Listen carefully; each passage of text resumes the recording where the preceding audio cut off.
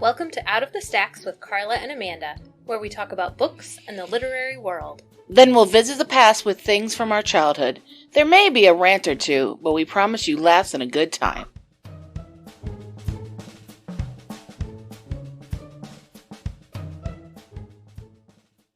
Welcome, everybody. This is Amanda. And Carla. And welcome to Out of the Stacks. This month we are doing retellings of classic stories or fairy tales or plays into books.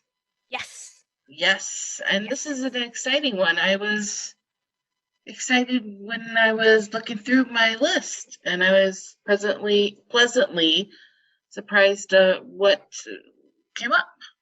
Yeah, I think I didn't know I've read so many retellings. Yeah. I was surprised. I was like, oh, yeah, I guess this is a retelling because I don't mark on my list what's a retelling. And so when I was going through the list, I was like, yeah, that makes sense. So, yeah.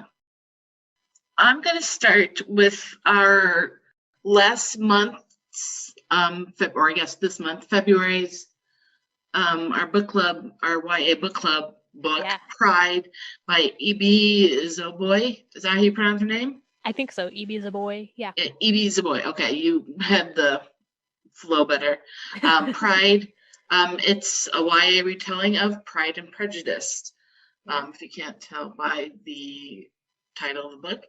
The main character is Zuri Benitez, and the families of 5 sisters. Zuri's the second oldest. They're from Brooklyn, Bushwick, I guess if you put the more specific neighborhood that they live in. But they're very proud to live in Bushwick. They're proud to live in Brooklyn. They have family pride. They have pride in their roots, which is Haitian and Dominican. And so they are very proud of their Afro-Latino roots. They are not very proud of how their neighborhood is kind of in decline and that people are trying to gentrify their neighborhood, just happening everywhere. It seems to be. And then suddenly there's a rundown home across the street that has been bought and rehabbed to this mini mansion that Zuri calls it. And all of a sudden there's a new family that was across the street, and there's 2 very handsome Darcy brothers that move in. And so Zuri has to adjust with this rapidly changing neighborhood and her rapidly changing life with this potential love interest with her sister. Zuri's trying to get into college, to Howard. And so all of a sudden there's just like these new things coming from the outside. You know, she was so family centric and so neighborhood centric. And then she's got college and she goes to visit Howard, and she's got these boys vying for her attention, and she's got her older sister in college. And it's just all of a sudden these things outside are threatening her very, very small point of view. And so she has to adjust. And I think she does it really well. And it's a good story. It's not quite, point on point, the Pride and Prejudice traditional story, but it was a good retelling, and I really enjoyed it. Yeah. We talked about this in our book club that I found it a little bit distracting because I know the story of Pride and Prejudice so well that I'm looking for the connections. Yeah. I'm trying to decide, which character is which, and there were some parts where it's very true to the original, and some parts where it was where did that come from? That wasn't in the original book. But I think overall it's a pretty good story, and I think it's YA. I think it's good for teens, a good introduction to that story, and also that it's all minority characters. Like, that's really cool too. And I was reflecting on, like, why do we have retellings? And it brought me back to Shakespeare, because, like, Shakespeare has been redone over and over and over again. That, like, when I was in college, I was an English major, and you take just, like, general literature classes, but then there's one class that's just Shakespeare. So why do we just study Shakespeare by itself? And it's, Shakespeare is timeless. It's been retold over and over and over again. So then that made me think, like, is Jane Austen becoming, like, Shakespeare's Jane Austen timeless also? Because the themes that she's talking about, class, race, your socioeconomic standing, like, all of these are timeless issues. So yeah, I just like I was thinking a lot about this, if you can't tell. Yeah, I would agree that Jane Austen really hits those, like, main points that are retold over and over again. I don't know if they're just general points that are told throughout history, or that she was so good in telling these tropes that people are like, well, she kind of, hit the nail on did the it head, well, like, and so yeah. I'm just going to kind of copy it, not copy, but, retell it. Yeah, because, like, you can't, I don't improve know if you can on something that's good. Right, like, can you improve on Jane Austen? Can you tell this story better than she did? And I think, yeah, like you were saying, maybe she is timeless. I would agree putting her with Shakespeare. I don't want to say she is Shakespeare, but yeah, you do see a lot of retellings of Shakespeare's plays, and you see a lot of Jane Austen's novels and her storylines being retold into modern stories. So I would put her on that kind of retelling level. Have you read Pride and Prejudice and Zombies? No, I have not read the book. You've seen I've the movie? seen the movie. Okay. I've not seen the movie, I've not read the book. Because, like, that just seems silly to me. It's not, is it really a retelling if you're just, like, taking a story and adding zombies? Well, I was going to talk about the movie in the movie and TV section, so. Okay. I mean, yeah, I don't know if I would constitute that as a retelling. Mm-hmm. Yeah, I don't know. Okay. Let me see. What book do I want to talk about? Okay, so The Lunar Chronicles by Marissa Meyer. Have you read these books? Starts with Cinder. Oh, yeah. I've not read them, but I know them. Oh, they're really good. It's a sci-fi YA series. So Cinder is the first book, and it's based on Cinderella. But Cinder is actually like an half human, half android. And then Scarlet is like Little Red Riding Hood and the Big Bad Wolf. And her love interest is a guy who's like, his name is Wolf, and he's like been experimented on, and he's like part wolf. And then Cress is Rapunzel.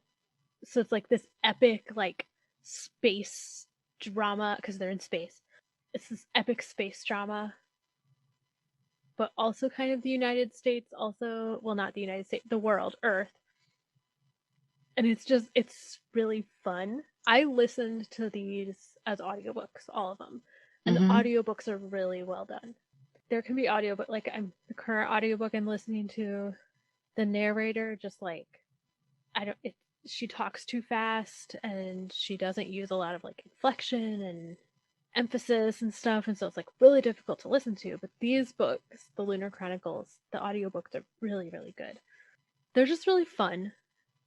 Oh, there's a fourth one, Winter. I forgot about that one. What one is that based on? It's kind of like Snow White, I guess. Snow White or Sleeping Beauty. I don't know how to describe it exactly. So it's like loosely based on these classic fairy tales, but, like, you can definitely see where the inspiration came from in all of these. So like what if, like, Cinderella, Rapunzel, Red Riding Hood, and Snow White formed, like, a super group of badass fighters in space. Well, that does sound good. It's been on my to read list forever. You know, you always see it on the shelf, but you know, there are so many books to read that it's just one of those like I know. I'll read it next time kind of thing. They are good. Yeah. Yeah. And I know they're super popular even still today because I know they've been out for a really long time. And we were talking about how Shakespeare and Jane Austen are always being retold, and I think fairy tales are the third thing that's always being retold. Are fairy tales. Those three things more than anything, I think. With fairy tales, my next book is Cloaked by Alex Flynn. It's a YA retelling of Red Riding Hood, and it's mixed with a little bit of Frog Prince kind of thing. It's told point of view of a teenaged Johnny who works as a cobbler, which is like makes shoes. He works in his mother's shoe repair shop in a posh hotel in South Beach.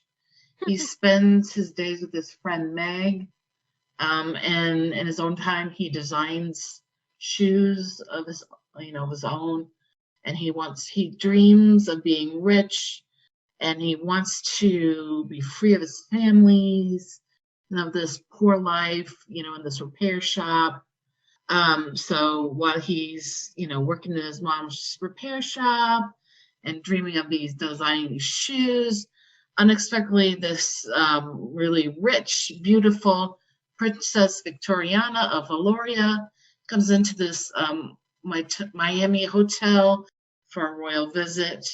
She's super hot, she's partying, and so Johnny's kind of enamored by her, and she asks for Johnny's help in finding her missing brother, and she offers money and a royal marriage to try to convince him to help her. And he kind of is like, well, I don't really, trust you. I don't believe this.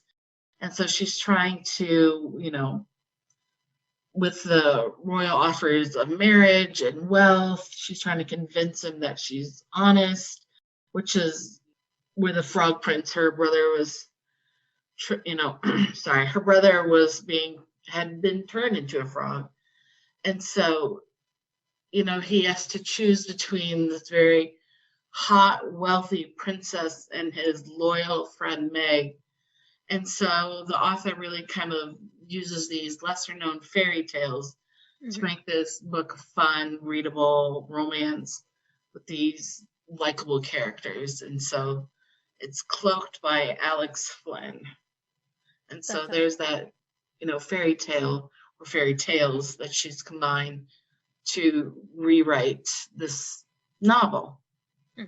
I've read Beastly by Alex Flynn. She also writes or has written Beastly, yeah. Yeah, which they made into a movie, and the movie was really not good. And it was a CW show as well, wasn't it?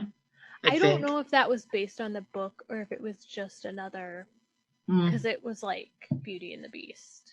Okay, I didn't watch it, but yeah, I've watched some of it. The show is not the same as the book, but it's another Beauty and the Beast retelling. Well, yes, Beastly and Cloaked by Alex Flynn. So the next one I want to cover is Sherlock Holmes retelling, which I've never actually read any original Sherlock Holmes. But, I've seen the Robert Downey Jr. movies, and I've watched some of Sherlock with Benedict Cumberbatch. Yes. So this is by Brittany Cavallaro. It's a study in Sherlock. On my list too. Okay.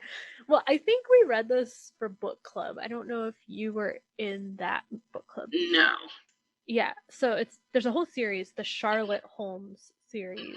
And the premise, I think, is that she and her counterpart are like descendants of Holmes and Watson. So that the main guy is Jamie Watson, and it's these two teenagers are at boarding school in Connecticut, and Charlotte Holmes is like a mess, like Sherlock Holmes, like she kind of experiments with prescription medications, and she's really brilliant, but like has no real friends, and just like she's just a mess. And then Jamie Watson is very grounded, and like he's on the rugby team, he's a jock, people really like him, and through their heritage, like they're connected.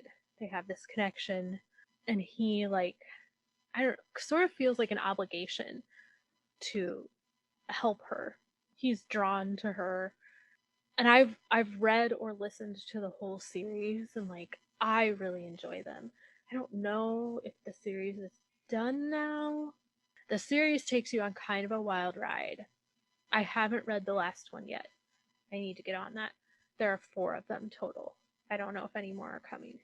Yeah, she kind of did like 3 in a row real quick, and then she took a break, and then there was a 4th one. So yeah, I don't know if she's done or not. So yeah, so I need to get on that because they're really good.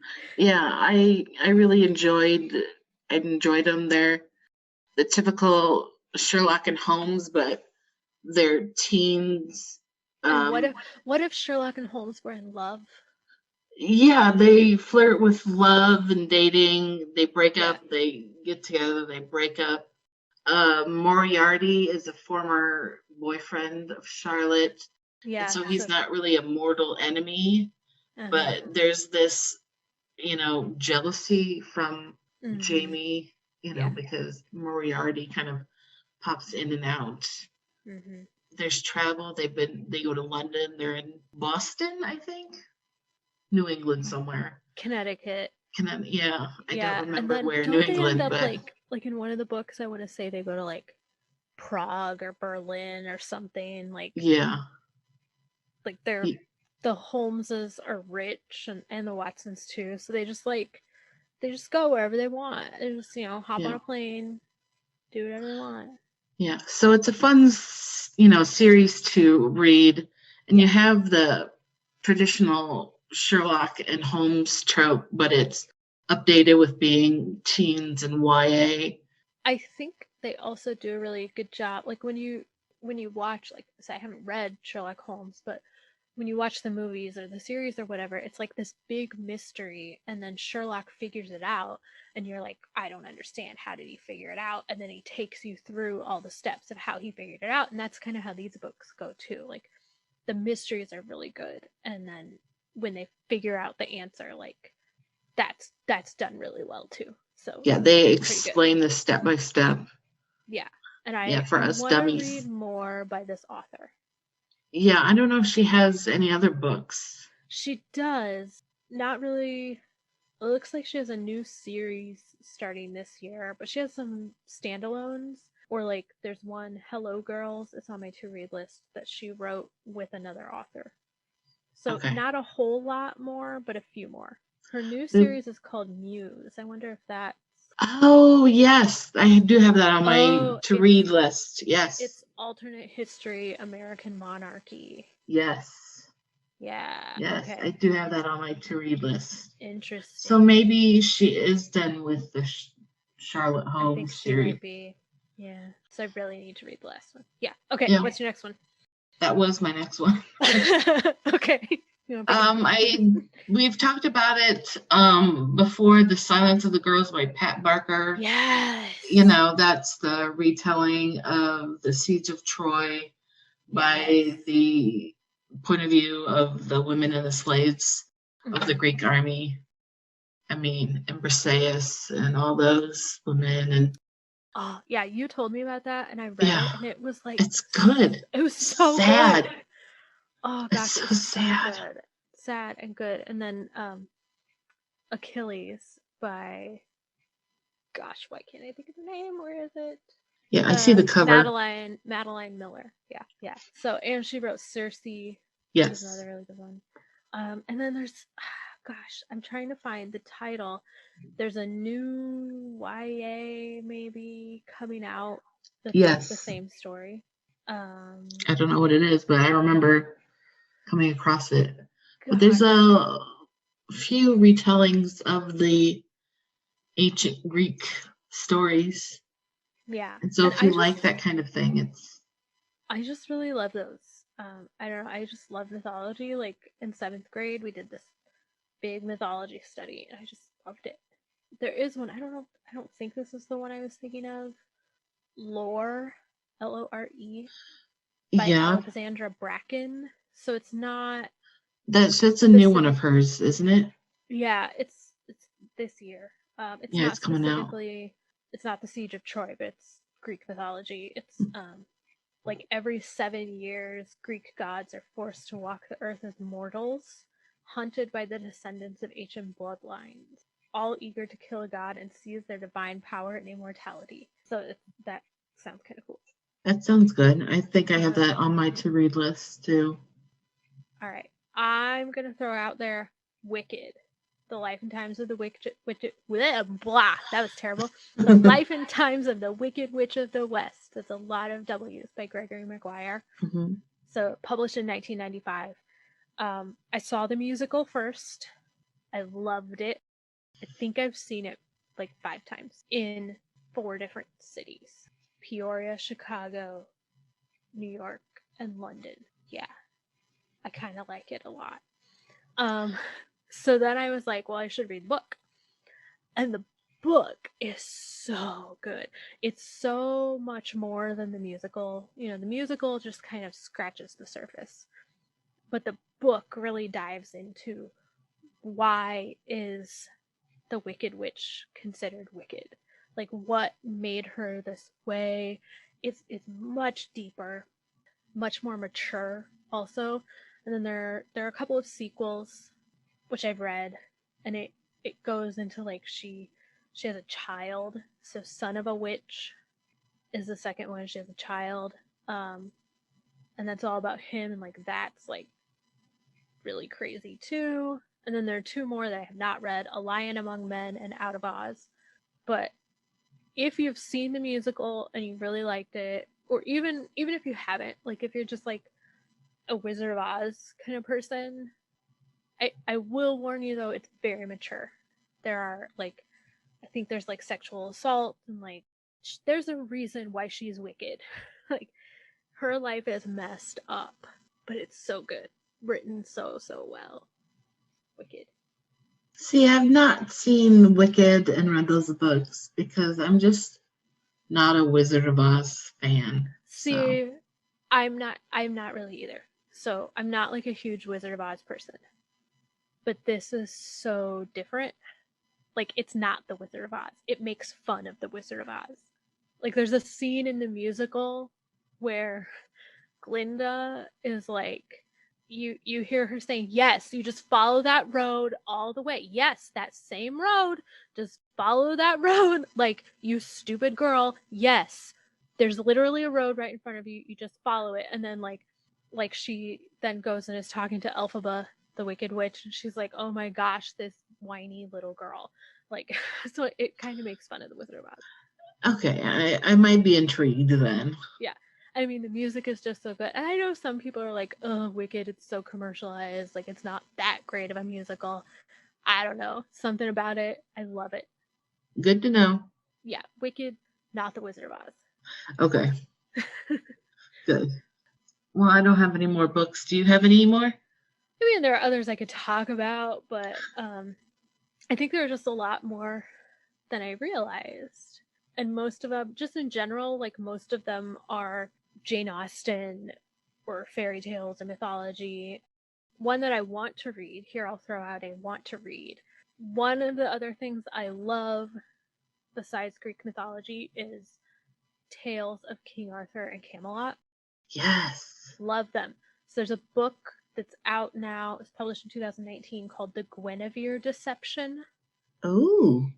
Let's find a description. It's by Kirsten White, who's written a bunch of YA stuff. It's Princess Gwenevere comes to Camelot to wed a stranger, the charismatic King Arthur, which with magic clawing at the kingdom's borders, the great wizard Merlin conjured a solution. Send in Gwenevere to be Arthur's wife and his protector from those who want to see the young king's idyllic city fail.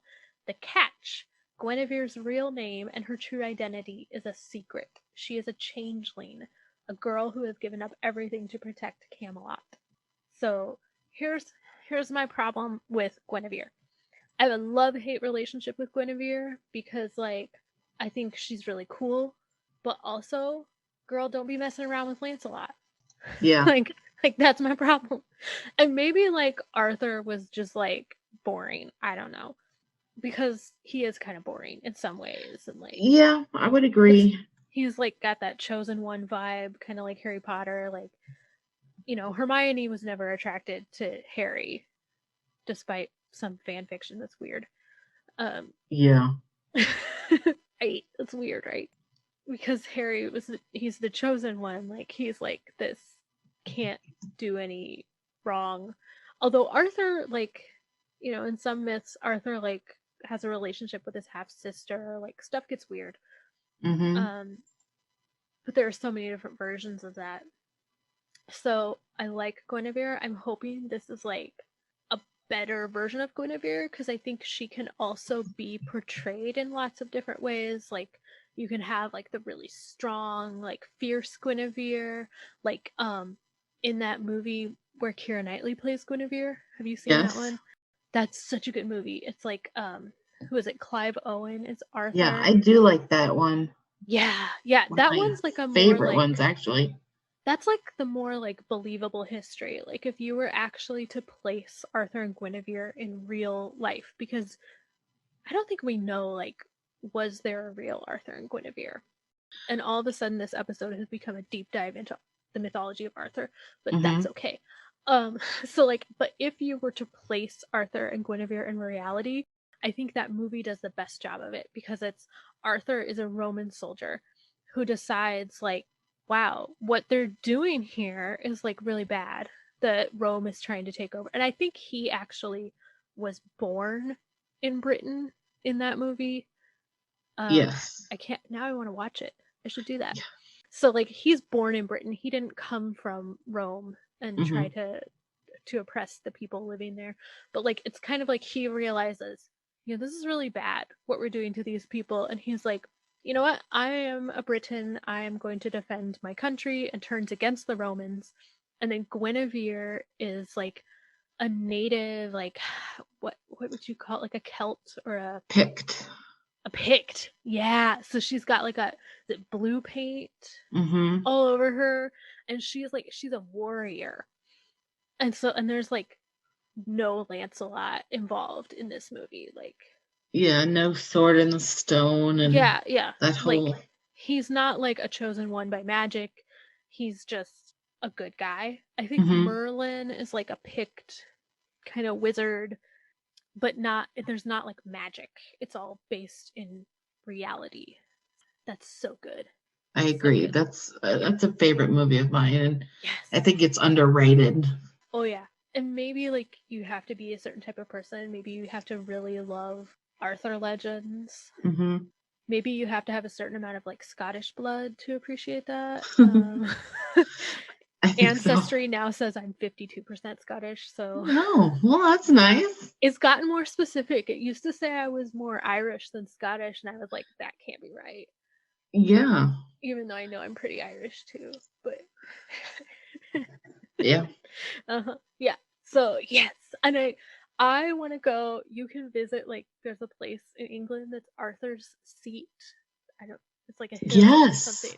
Like, I want to go there. Yeah. I don't know. I think it's just a hill. Yeah, I think, like, it is. Like, maybe it would be super underwhelming, but I want to go there. I'm with you. Yeah. Yes. Like, oh my gosh, when you go to England and, like, travel to all these places that you've only read about, like, in old story. Like, I went to Canterbury after having studied the Canterbury Tales, and I was like, this is so cool. And saw, like, the spot where Thomas à Becket was killed. Oh, this is so cool. Hey, I'm with you. I'm all for that. You know, I'm a history nerd. I'm a literary nerd. So yeah, I do the same thing. Yes. I don't think it's weird at all. So. Good. Yeah. My sisters and I, like, a year and a half ago thought we were going to take this big trip to Ireland and Scotland, and then we decided not to. We decided to wait, and then pandemic hit. So good thing we didn't like buy plane tickets or anything. You can do it later. Someday we're definitely going to. Eventually it'll happen. I mean, you're young enough. I mean, you still got your 40s and 50s to do it. Oh gosh. I want to be able to like walk though. I already have arthritis. I'm sure it'll be next year or the year after. Oh, I hope so. I had to go to a knee doctor, like not specifically a knee doctor. He's called a sports medicine doctor, which I was like, well, that's a little generous for my arthritis in my knees. I'm like, well, here we are. Yeah. So what sports did you play to get this sort of injury? I shelved a lot of books and bent down standing a lot. Up. I stand up and sit down a lot. Crouching down to pick up something off the floor. I don't know, genetics. Yeah. Luckily he wasn't like, so what sports do you play? Yeah. No. There are tours and people out there that have tours for people who are disabled and arthritic. You remember those commercials back in the 90s and early 2000s about hover rounds? Like you could go to the Grand Canyon and your hover round. Tell everybody what got you to the Grand Canyon. Hover round. So, just get your little scooter and scoot your way up to Arthur's seat. And that is a legit, verbiage. You scoot your way. You scoot. You're scooting. I would rather sit there in my home as opposed to scooting anywhere. Yeah. I'm not going to scoot anywhere. I think I just need to go before I need a scooter. Yes. Just get what are those where you ride you stand and they go forward on them? Oh, what are those electronic things? We're showing our age. The Safeway was the first Safeway. Yeah. Or a hoverboard that doesn't. Yeah, that'd be cool. You have to be able to balance. You have to be stand up first. Yeah. Anyway, okay. That was a nice tangent. All right. Well, it's fine. Movies and television, TV series, I guess, not television, that have been retellings. So you can go a couple different ways with this. I mean, we've talked about reboots of other TV shows. So I guess we should focus on retellings of classic stories, like novels, right? Yes. Literature. Yeah. This is a classic, and you'll probably smack yourself for it. 10 Things I Hate About You. Oh. It's the retelling of Taming of the Shrew, the Shakespeare's Taming of the Shrew, the play. Yeah. It's about the elder sister having to date someone or marry in the play. So the younger sister can date or marry for the play. And so the movie is the iconic Heath Ledger and the iconic Julia Stiles in high school. And I think if you grew up in the 90s and were a teenage girl, and probably were awkward, you watched this so many times and we just felt it in our souls for Kat, who was beautiful. I mean, why is Kat awkward? Because she's beautiful. Julia Stiles. Because she doesn't have a mother. I guess, but still. Yeah, she's the shrew. She has to be tamed. I guess so, but she was pretty. Yeah. I wish I could be half as pretty as Julia Stiles. Right. But anyway. And where is Julia Stiles these days? Because there was a time when she was the queen of all the things. Yes. I think the last thing I saw her in was the Bourne series, Disney Bourne series. Yeah. I mean, I don't know if she's done anything lately, but let me consult. Anyway, you consult and I'll talk about the movie. So you have Heath Ledger and Julia Stiles, and they have this back and forth, this flirtation, and will they get together? Won't they? They, the I don't remember her name, but Julia's character reads this poem. Cat. I just talking about it. Cat was reading this poem out loud in English class, and she was reading it straight to Patrick, and she's crying, or there's tears in her voice. Patrick, there's a scene where Patrick is singing and dancing in the football stands to get Cat to laugh, and it's just such a good movie. And it's a good movie. 10 Things I Hate About You. I miss Heath Ledger. He was so good. Yeah. When he sings in the bleachers. Yeah. Yeah. Okay, so my research has led me to a show called Riviera, which is maybe on Sundance. Julia Stiles is the lead in this show, and listen to this description, because now I want to watch it. After newlywed Georgina's billionaire husband Constantine is killed in a yacht explosion, she is shocked to discover the fortune and lifestyle he maintained was surrounded by violence, lies, secrets, and murder. She soon must step out of her comfort zone to protect the family and herself. So it sounds like she becomes like a mob boss or something. That sounds good. Yeah, so now I'm trying to figure out, it's available on Prime? Season 1 is available to stream on Prime. Okay. Yes! There have been 3 seasons so far. Oh. It looks like it's maybe still going, maybe ended. I'm not sure. No, it ended, maybe. I don't know. Then she's like got a couple of things in post-production. She was in Hustlers. She was on 3 episodes of The Mindy Project. But like she hasn't done anything, as iconic as 10 Things I Hate About You. Mm-hmm. I mean, that's still like the gold standard. And Save the Last Dance. Oh, yep. Yeah. And then she was in a version of Hamlet that I never watched. Wasn't she in that weird movie with Freddie Prinze Jr. where he like drank her champagne or her shampoo? Is that Down to You? Is that what that was?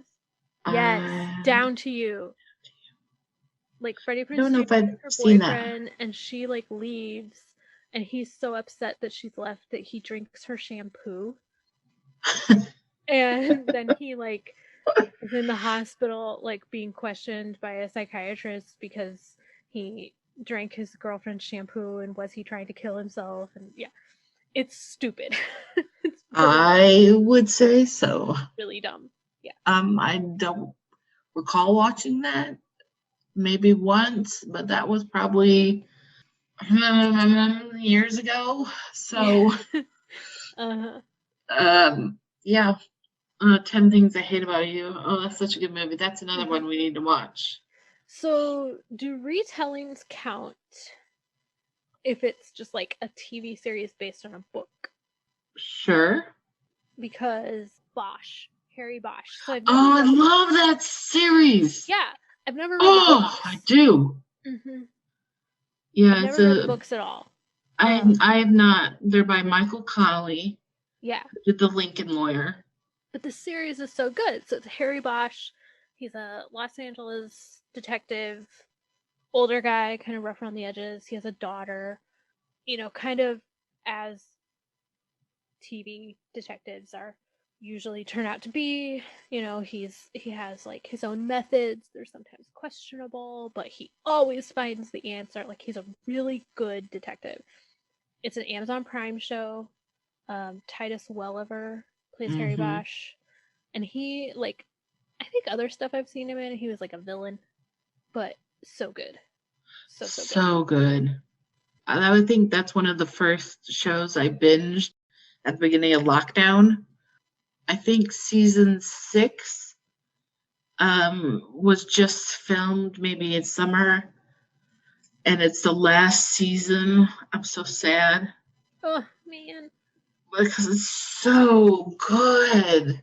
Yeah, it is. So good. Yeah. I mean, there are other shows I could talk about. They're like more obvious, like Handmaid's Tale, Game of Thrones, but this one, it's pretty good.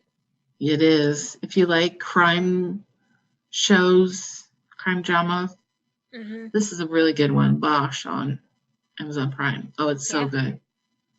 Recommend. Okay, another iconic movie retelling, Clueless. Oh, yes. There's Emma by Jane Austen. Yeah. And again, if you were growing up in the 90s, everyone knows Clueless. As if. You know. And so while you think of Clueless as like the dumb rich girls and the valley girls and the rich people just so wealthy, they don't know what to do, you may glance over the idea of you're not realizing how smart and rich it is. But the plot is taken from Jane Austen's Emma. The girls, the main characters, are strong, upper-class female characters who think they can run their friends' lives. And the friendships in the movie and in the novel shift and change. There's romance for the characters, and I mean, it reflects in the novel. And it's just such a good movie. I mean, you think it's dumb, but it's a good movie. I mean, timeless. Yes. Another iconic 90s movie. Yeah. The Clueless. 90s had such good movies. I know. So I'm looking at a list of movies based on books. MASH. MASH was originally a book. Yes, it was. And then it was a movie. And then a TV show. It was the best TV show ever. I love that TV show so much. Still, like, if I found episodes of MASH on TV, I could just sit and watch them forever and ever and ever. And, like, I don't know what year MASH ended, but 82. Okay, not alive yet. It ran for 13 years. MASH did not exist in my lifetime, but I love it. I love it, love it, love it. Fun fact, my 3rd grade teacher is not a first cousin, but a cousin of Jamie Farr. Really? Yeah, Klinger. Did you know that David Ogden Stiers, who played Winchester, is from Peoria, Illinois, which is I did. Where I'm from, where you're from, adjacent. McLean Stevenson went to from U of I. No, he's from Bloomington, Illinois. But didn't he go to the U of I? And he went to U of I in the television show and in Union. Yeah, he would wear like U of I stuff on the show because he went there. Yeah. That's why his first name is McLean, from McLean County. Yeah. Yep. Yeah. Oh, I love MASH. And like that's I think I've watched. It's based on a book. Yep, it's based on a book. I think I've watched the television show through at least 5 or 6 times. I mean, I've never like watched it in order, just like watched it all, but I've probably seen every episode. I mean, I would think. Yeah. I think it was on Netflix a couple of years ago, and I think I watched it through twice. I don't know. I don't think it's on Netflix still, but yeah. So that's my favorite show in the entire world. Yeah. It really is. Which says something about me, but No, it's classic. Like it's funny, it's smart, it's political. I mean, yep. Yeah. I have another Warm Bodies. Oh, I haven't seen that one. Both a book and a movie. And it was a retelling of Romeo and Juliet. Ah. It's a retelling surrounding a forbidden love because Romeo is a zombie with the name R, the letter R, and Juliet is a living girl, Julie, whose mission is to kill zombies, kill as many as you can. So they meet. R is trying to eat Julia's boyfriend's brain. And so it happens. He's a zombie. When you eat somebody's brains, you get, at least in the movie, you get their memories. And so he eats her boyfriend's brains, and then he kind of falls in love with her. And then so there's this, forbidden love, and then, and so it's kind of a Romeo and Juliet. It's actually, the movie was actually better than the book. I really didn't like the book. It was kind of a funny movie. It's tongue-in-cheek with the whole zombie apocalypse and zombies. Although I thought it was highly implausible, and it gave zombies way more credit than they are due. But when I was going through the list, and I thought, oh yeah, Warm Bodies is a Romeo and Juliet retelling. So, yeah. Mm-hmm.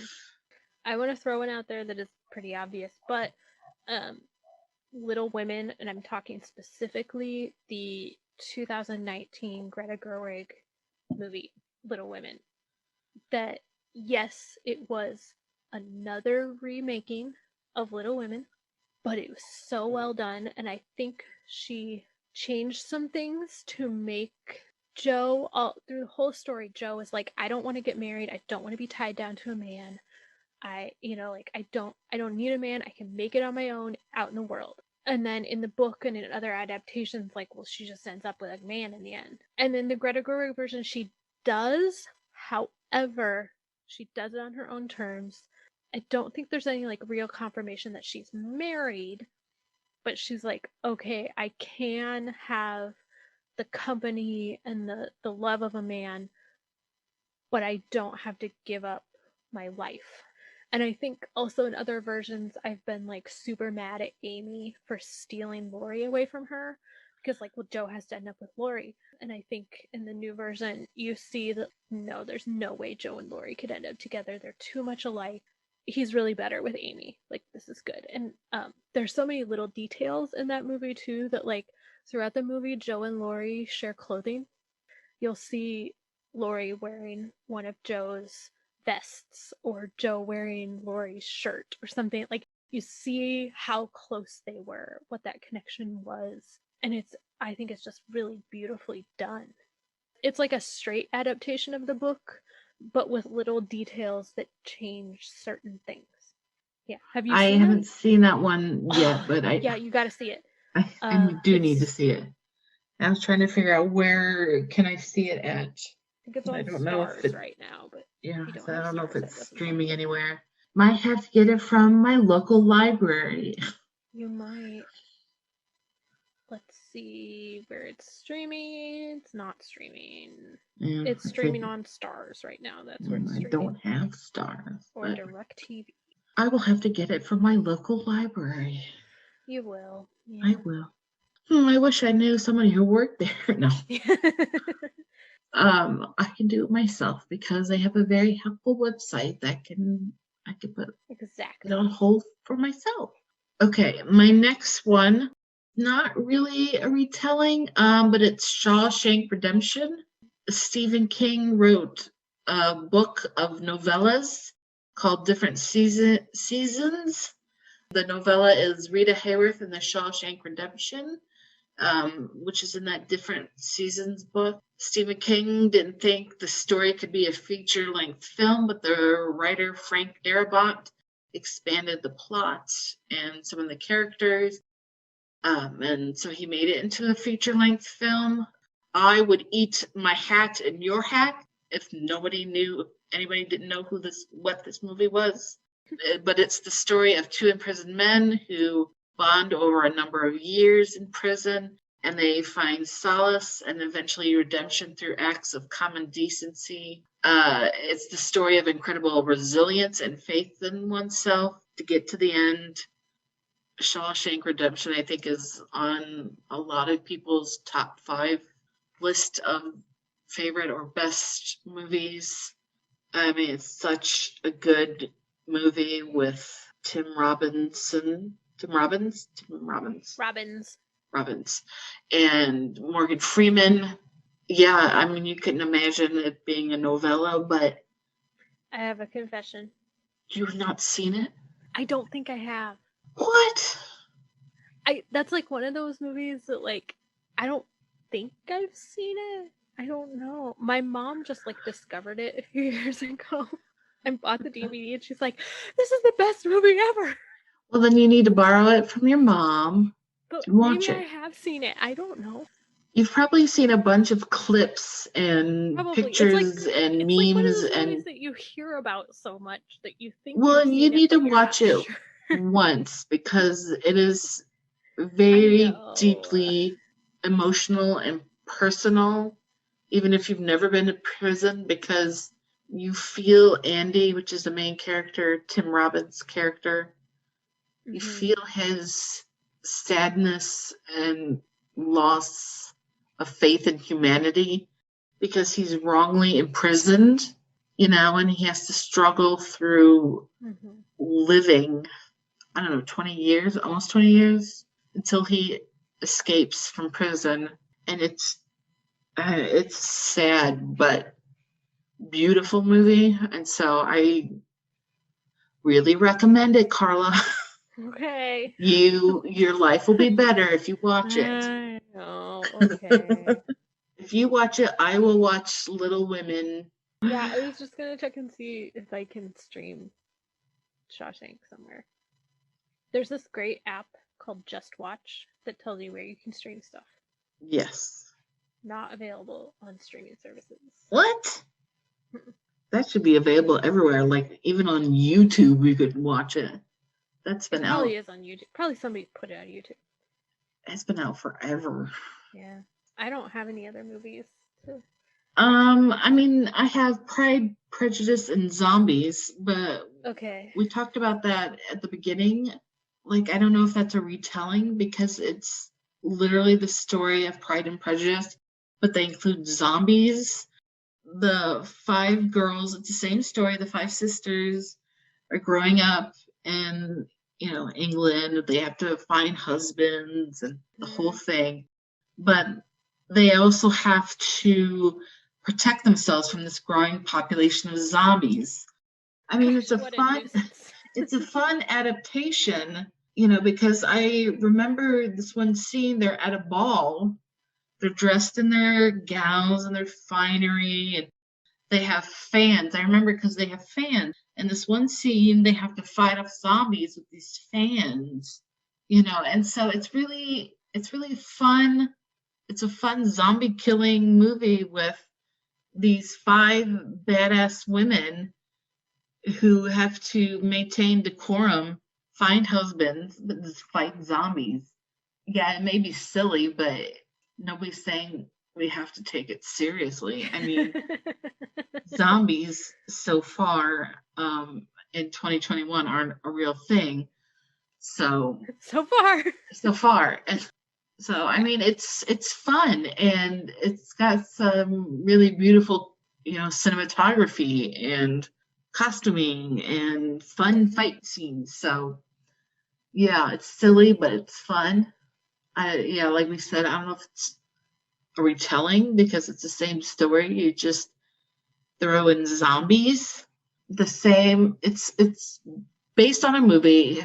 I don't remember the guy who wrote it, but the guy who wrote the book also wrote the book Abraham Lincoln, Vampire Killer. Yeah. And that was made into a movie, and that's a better movie than Pride, Prejudice, and Zombies. That is a really good movie. Okay. Because one scene you have Abraham Lincoln on a train with an axe killing vampires, and so you have this very serious, solemn character of Abraham Lincoln chopping up vampires.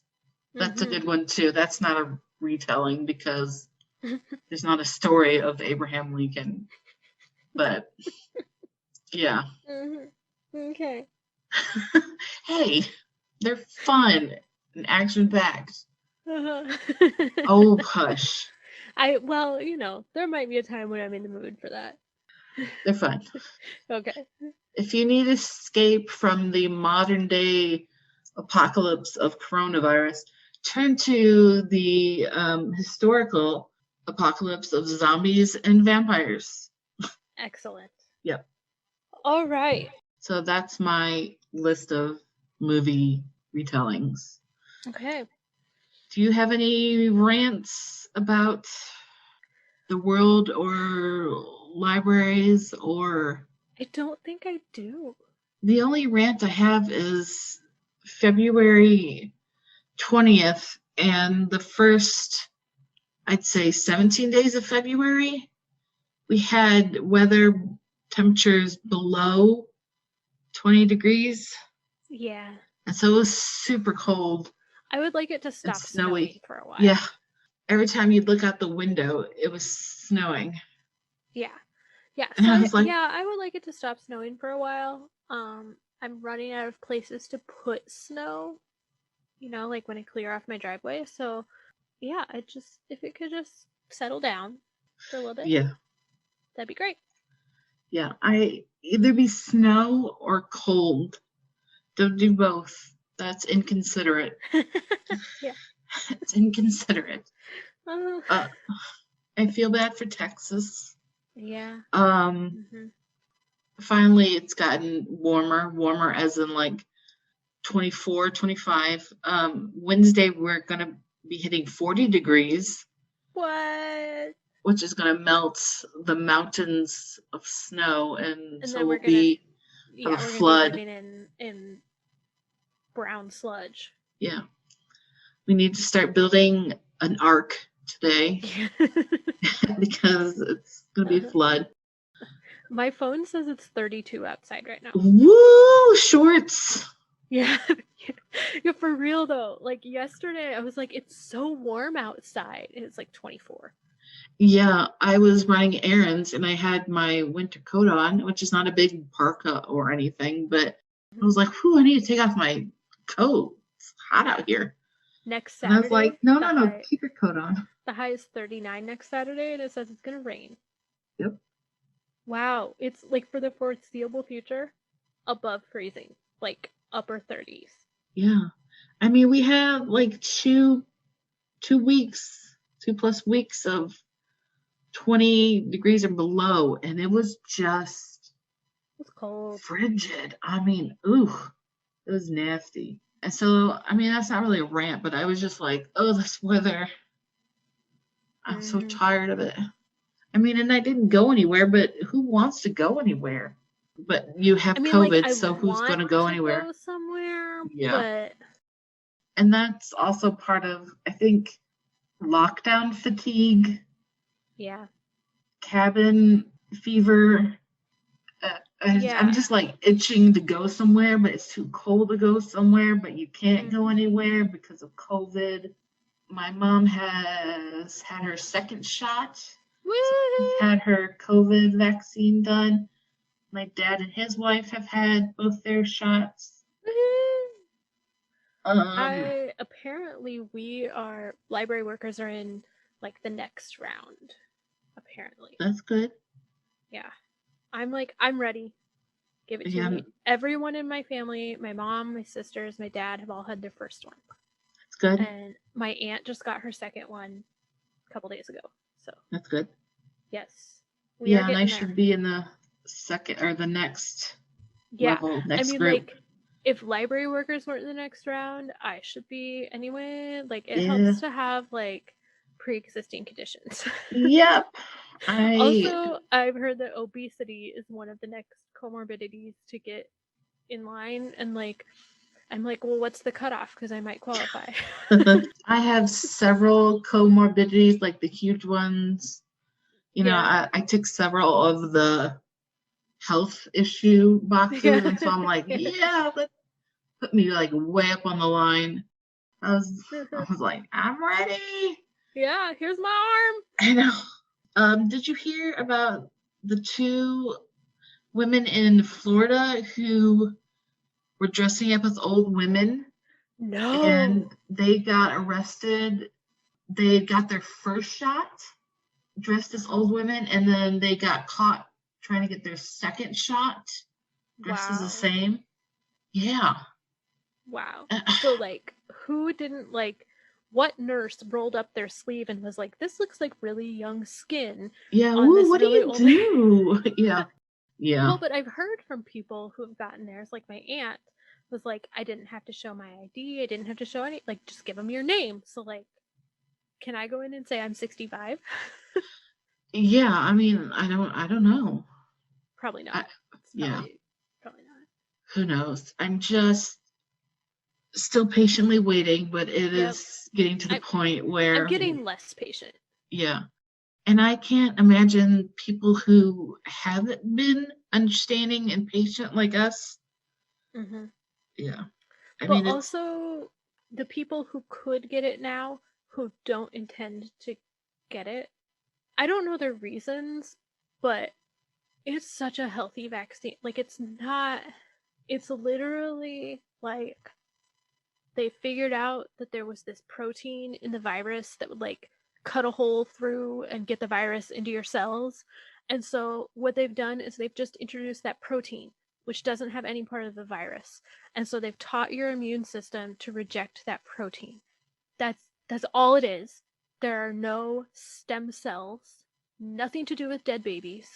This vaccine, it's unless you have, like, anaphylactic reactions to stuff, that's the only reason. And I talked to my doctor and I was like, there's nothing wrong with me getting this, right? And she was like, no, you should absolutely get it. Mm-hmm. Unless you have anaphylactic reactions. Yeah. So, like, it makes me angry and frustrated when I hear of people who are eligible who do not intend to get it. Yeah. This is like a group project where somebody isn't doing their work, and the only way we're going to complete the group project is if everyone does their work. Yeah. I'm just rant. at the point where I'm like, step aside and just let everybody else get theirs. Yeah.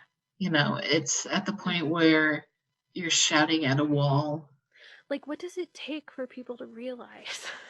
Well, I was talking to my mom about this in a general way with conspiracy theories, political affiliations, religious affiliations. Once you believe strongly in something, no matter what you get shown, like fact-wise, you're gonna disbelieve something else. Like with the impeachment and the idea of having the election stolen. The people that believe that strongly are saying Biden's people and the left stole the election so brilliantly that there is no evidence whatsoever. And so Biden's like, I wish I was that smart. Yeah, and early on when the election was showing that it was going to go on Biden's way, somebody said, yeah, if we stole the election, you'd think we would have McConnell and Graham still in there. You know, we would have a bigger margin. A 50-50 split is not... Doesn't help at all. Yes, we would have like a 75-25, you know. Yeah. But so no matter what somebody believes, conspiracy theory-wise, whatever their belief, you can show them definitive proof. They're gonna explain it away somehow. Yeah. And so you could. This whole the entire pandemic has been politicized by both sides. Yeah. Like, it's, you know, everyone's guilty of politicizing it, and like, it's something that never should have been politicized, but I don't know how you can't help people's perception that it has been, because the Democrats are always going to say, you know, no matter what a Republican leader says, the Democrats are going to say, well, they're just doing that for political reasons, and vice versa. Like, Republicans aren't going to listen to the Democrats. Like, look at our state. I'm not a big Pritzker fan. He just seems like a big bully to me. But I do believe that a lot of what he's done has been with the best of intentions. Agree. But there are people who just say, I mean, like, have you seen the signs? Like, people have signs in their yards saying Pritzker sucks, or Prickster sucks. Like, it's not even an election year. Yeah.